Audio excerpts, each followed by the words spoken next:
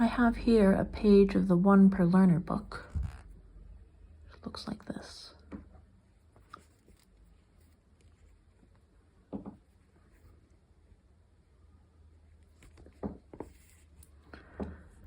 This page has a metaphor for plain hunting that I think is fairly common.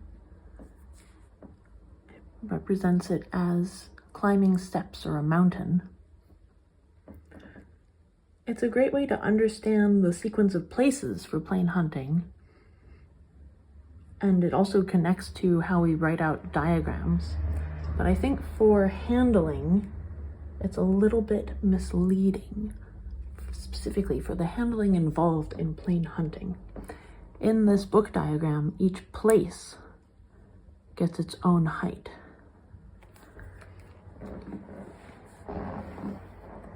I'm going to consider a system where instead each speed has its own height.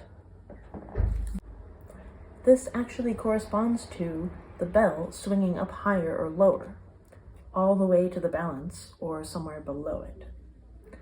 I've drawn 3 heights that a bell might swing just to illustrate this. These are greatly exaggerated, not meant to be to scale or anything like that. They're just illustrations of the concept.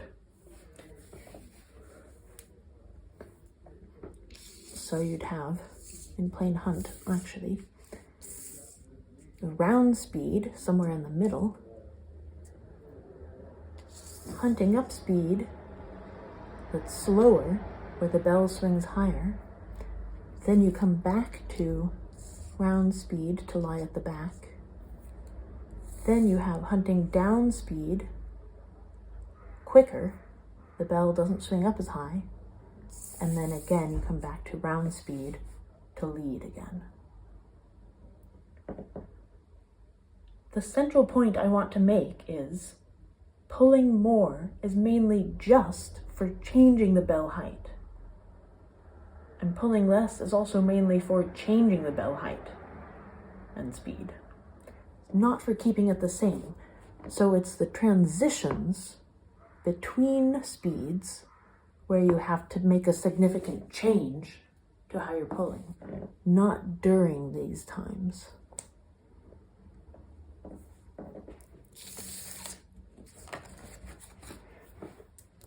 From the staircase diagram, you might think, okay, after I've led,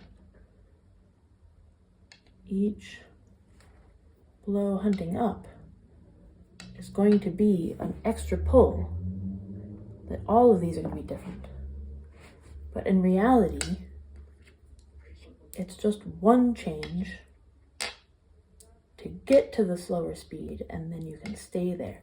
You only need to continue pulling more during the hunting up if you didn't actually get to the height you wanted to.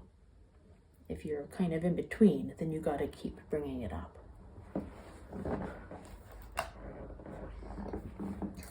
Similarly, to lie at the back, you only need to keep letting the bell drop during the hunting down.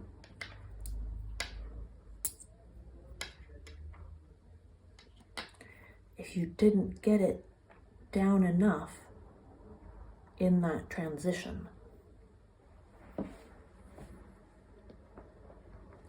Now, I personally do have a harder time with this transition than this one.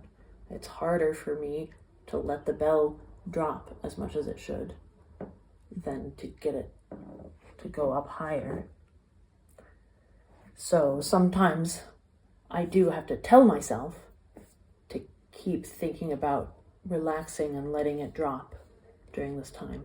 But sometimes that's also coming from having it too high in the first place for the round speed or even the hunting up, so that the distance to get down to the hunting down speed is bigger than it needs to be.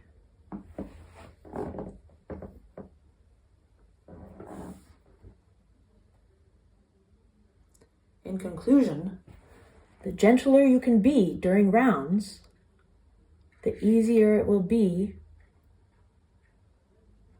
to adjust to the other speeds you need to get to. And the smaller the changes will need to be,